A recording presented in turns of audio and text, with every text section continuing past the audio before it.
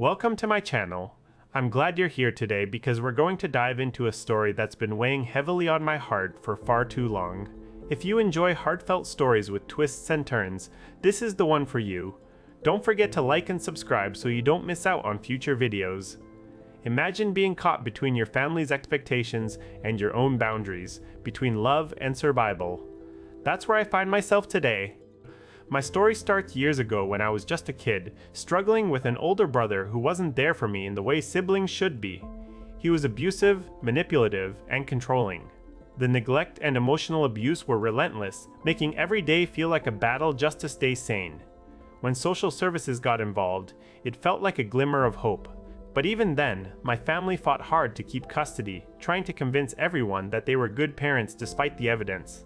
I was eventually allowed back home, partly because of financial control, but also out of fear and longing for normalcy. The first time we met after returning, he tried to gaslight me by claiming I had threatened him physically and that my mental health issues made it all a delusion. He's never been diagnosed with schizophrenia, and neither have I. His words were lies meant to confuse and control. But here's the kicker. My mom asked me not to tell anyone about this abuse because she wanted peace at home. So every time we'd meet up, he'd guilt-trip me in front of others for leaving him all those years ago, while my mom would stay silent or even worse, encourage him to say these things. It got to a point where he was openly stalking me and making threats. He admitted it himself during one heated argument. "You will never leave me again," he said with a sinister grin that still haunts me today. I cut him off once more, but my mom hasn't stopped trying to get me to reconcile with him. She knows exactly what he's done, how he lied and manipulated everyone around us. But she doesn't care about the abuse anymore. All she wants is for him to stop bothering her about talking to me. The latest twist came when she suggested I let them move in with me, rent-free. My brother would have full control over my living space, cleaning, cooking, all of it. Can you imagine being put in that position? She keeps calling during phone calls and saying how much he loves me now, but I know the truth.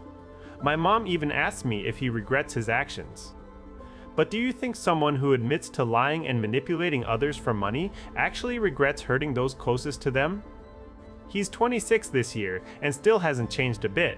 He treats people like cash cows, easy to manipulate, and I've been one of his many victims. Now that I'm in college, financially independent, and surrounded by friends who truly care about me, I don't want anything to do with him or the chaos he brings. It's time for me to focus on healing and moving forward without being pulled back into a toxic cycle. As you can see, my mom has been asking for something that feels impossible right now.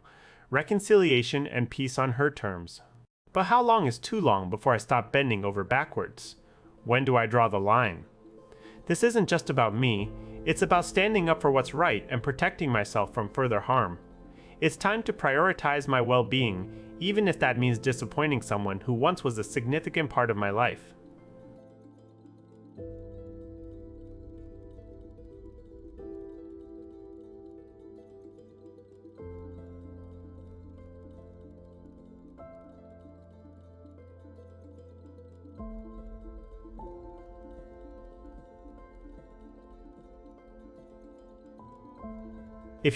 Let's support each other through these tough times. Don't forget to like and subscribe so we can stay connected on more heartwarming journeys together.